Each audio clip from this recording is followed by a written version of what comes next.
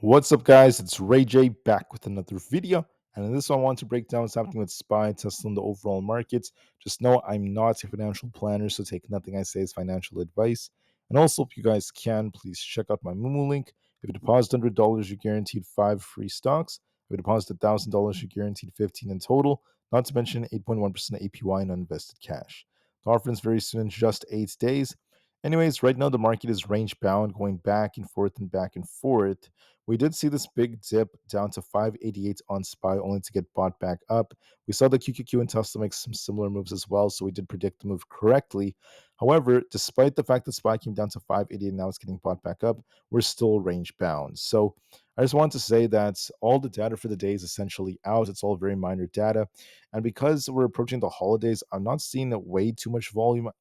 I would say that for now, volume is like a little bit more stagnant, and we're going to be very patient with this nonetheless. So, what do I see from here? Well, as SPY is dipping, we have 591 as our main support. That's our 200 EMA. And then our resistance to watch for is going to be around 594. If we break that, we could try to push higher, back up for many of these higher levels, such as like 598. So for now, we're just stuck in the middle, going back and forth and back and forth. I do see some buyers defending, though, so they may attempt to try to get us back above 594. It's going to be a tough area now. That's going to be our 20 EMA.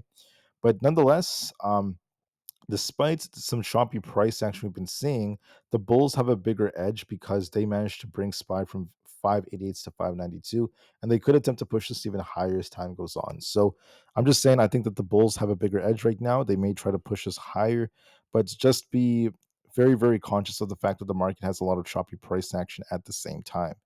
So yes, we do have potential to push higher, but there is a lot of chop right now. So be very careful as there are ranges still developing within this market.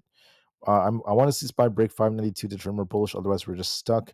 ES is trying to hold above 6,000, which is great. I want to see it try to get back above 6,030. If that breaks, we're looking for 6,053.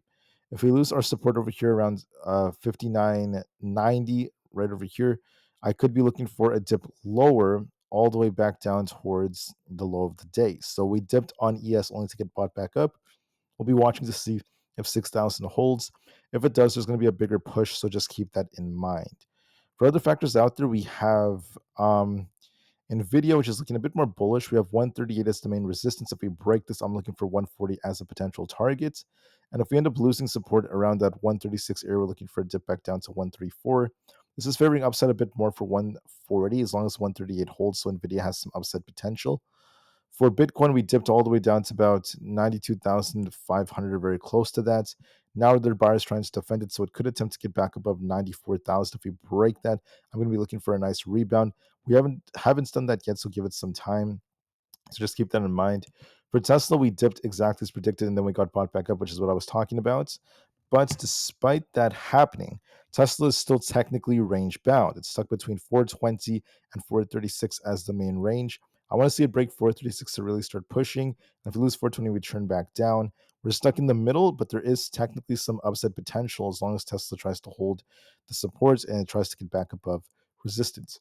So I'll be watching to see a lot of shuffling in this range, but there could be a retest of 436 later on. That's always a possibility if the market starts to squeeze more. So just keep that in mind. For NQ, this is looking a bit more bullish. So long as we don't lose 21,500, there is potential for us to push to 21,786. So I could be looking for more upside as it's progressing. For the QQQ, we're approaching our key resistance right now around 523. Our support to watch for is right over here around the 520 area. Then we also have like 517 below that. But on the 4 hour, we look more bullish. I think we could try to break past 523. If that breaks, there's going to be a much bigger push to these higher levels, such as like 527.5 and above. But I think that there is upside potential for 523. I think we may attempt to push higher, and we'll have to see what happens after that. So please keep that in mind if we could break resistance or not. For Apple, we could be tipping lower towards like 254, and we'll have to see if we bounce off this and start pushing to 256 or so. So there is upside potential. It might be a little dip here before it attempts to rebound. So look for a dip to 254, and we'll see if we bounce. But overall, it does look more bullish. It's trying to break out here. For the IWM, we have to try to hold above 220. As long as we hold above that, this could attempt a rebound as well. So it might retest the 220 area. As long as we hold that, I'm going to be looking for a move back up to 224 later on, hopefully over the next couple of days. Palantir could be forming, and I said this earlier, a possible cup and handle. So if you look at Palantir, this looks like a giant cup, and then the handle could be forming. If we dipped about the 78 area, we have to try to bounce and start pushing back up to these highs.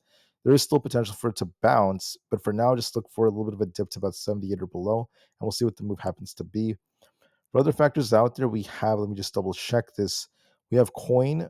Coinbase is looking quite decent. Let me just double check this. Coin is dipping a little bit right over here, but we're still holding the support. I want to see it get back above 273 to bounce. It's still holding the support right here near 265. But if we lose that, there's going to be a risk of us coming back down to these lows right here. This is kind of dipping with Bitcoin. I want to see it reclaim 273 to turn back up. Amazon's barely just shuffling right here. We have supports at 225.8 and 224.15. This is where it's trying to hold up. To be bullish, you want to break 228s to push back up to 230, which is where this imbalance happens to be. So it's very choppy right now. As long as we don't lose support, it could attempt to rebound. Meta looks a bit more bullish. We're looking for an attempt to get back up to 602. As long as we don't lose 587, we do favor that at least a little bit more. For Microsoft, we are looking at the support. We have a nice inverse head and shoulders. Just know we have to try to hold above 430.9. As long as that holds, we could attempt a rebound for 436. So we're range bound between 441 and 430. We could go back and forth for now. It might be a little dippy before it attempts to rebound. Hopefully, we try to get try to get bought back up before 430. We'll see about that. And then we have Google. As long as it does not lose 193, I do favor an attempt to get up to 197. So it looks a bit more bullish to me.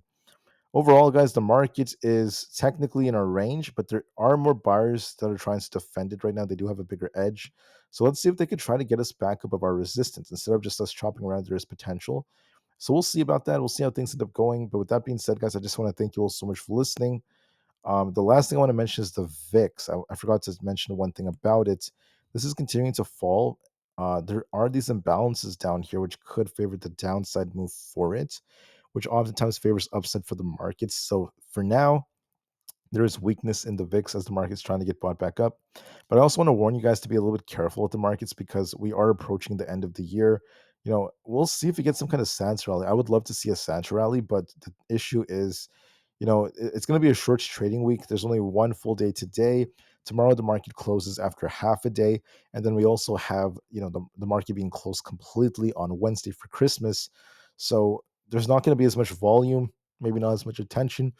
And we'll have to wait some time just to give the markets the time it needs to really rebound. So we'll see. The market's like range bound right now. There is some upside potential if we could try to break these resistance areas. So we'll give the market some time and then we'll see what ends up happening from here. But with that being said, I thank you all so much for listening. I'll see you guys in a couple of hours for another update and peace out.